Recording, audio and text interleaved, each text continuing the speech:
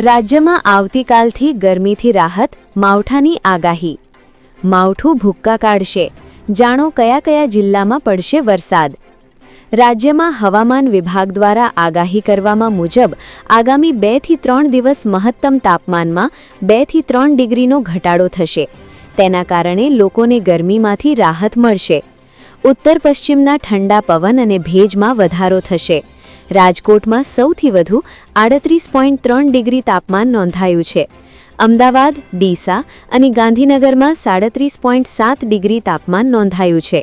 આ ઉપરાંત અમરેલી, વડોદરા અને કેશોદમાં 36 ડિગ્રી તાપમાન નોંધાયું છે. વેસ્ટર્ન ડિસ્ટર્બન્સના કારણે વાતાવરણમાં પલટો આવ્યો છે. 17 માર્ચના બાદ વધુ એક સિસ્ટમ થશે. રાજ્યમાં આગામી 2 દિવસ કમોસમી વરસાદની અને કેટલાય સ્થળોએ માવઠું પડવાની આગાહી છે. પશ્ચિમી વિક્ષેપથી વરસાદ પડશે તેમ માનવામાં આવે છે. હવામાન વિભાગની આગાહી મુજબ 18 માર્ચના રોજ કચ્છ, મોરબી અને દ્વારકામાં વરસાદ પડશે તેવી આગાહી છે. આ ઉપરાંત સૌરાષ્ટ્રમાં જામનગર અને ઉત્તર ગુજરાતમાં પાટણ અને બનાસકાંઠામાં વરસાદ પડવાની આગાહી છે. કમોસમી વરસાદ ખેડૂતોને નડશે.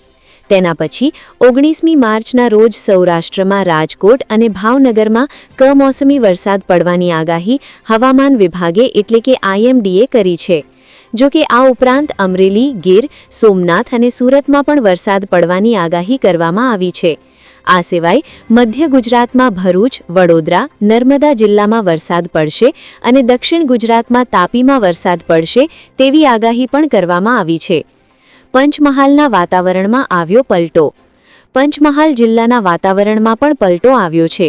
પૂર્વ વિસ્તારના વાતાવરણમાં પણ પલટો જોવા મળ્યો છે. સવારથી જ જાણે ચોમાસા જેવું વાતાવરણ છવાયું છે. આકાશમાં ઘનઘોર વાદળો જોવા મળ્યા છે. કેરીના પાકને નુકસાન થવાનો ડર છે. તેની સાથે ગરમી અને આકરા તાપમાંથી રાહત મળી છે. મહીસાગરમાં બદલાયું વાતાવરણ. મહીસાગર જિલ્લામાં વાદળછાયું વાતાવરણ જોવા મળી રહ્યું છે. વાદળછાયા વાતાવરણથી ખેડૂતોમાં ચિંતા છે. માવઠું થાય તો ખેડૂતોના મોઢામાં આવેલો કોળિયો છીનવાઈ શકે છે.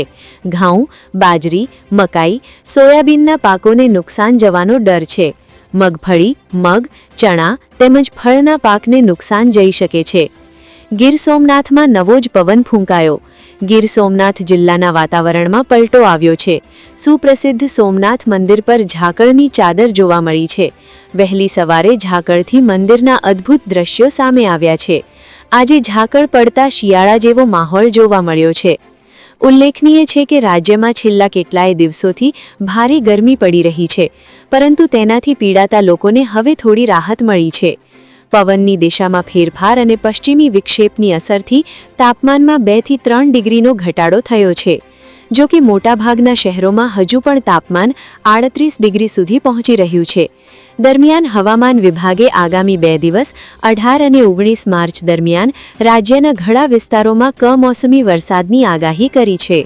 ગરમી વચ્ચે માવઠાની આગાહીથી ખેડૂતોમાં ચિંતા. કમોસમી વરસાદની આગાહીથી ખેડૂતોની ચિંતા વધી ગઈ છે.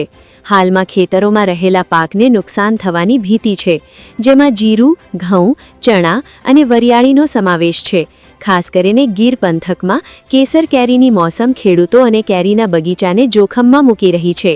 વધુ પડતો વરસાદ કેરીને નુકસાન પહોંચાડી શકે છે. પવનની દિશામાં ફેરફારથી તાપમાનમાં વધુ ઘટાડો. ગુજરાત માર્ચની શરૂઆતથી જ તીવ્ર ગરમીનો અનુભવ કરી રહ્યું છે. છેલ્લા કેટલાય દિવસોમાં લોકોને ભીષણ ગરમી સહન કરવી પડી છે. રાજ્યભરના ઘણા શહેરોમાં તાપમાન 42 ડિગ્રીની આસપાસ પહોંચી ગયું હતું. થોડા દિવસ પહેલા અમદાવાદમાં મહત્તમ તાપમાન 42 ડિગ્રી સુધી પહોંચી ગયું હતું, જે સામાન્ય કરતાં લગભગ 4 થી 5 ડિગ્રી વધારે નોંધાયું હતું. હવે પવનની દિશામાં ફેરફાર અને પશ્ચિમી વિક્ષેપની અસરથી તાપમાનમાં થોડો ઘટાડો થયો છે. આમ રાજ્યમાં આગામી 4 દિવસ ગરમીથી આંશિક રાહત મળશે. રાજકોટમાં સૌથી વધુ 39.2 ડિગ્રી તાપમાન નોંધાયું. અમદાવાદ, ભુજ, સુરેન્દ્રનગરમાં 38 ડિગ્રી તાપમાન નોંધાયું હતું. ડીસા, ગાંધીનગર અને સુરતમાં 37 ડિગ્રી તાપમાન નોંધાયું છે.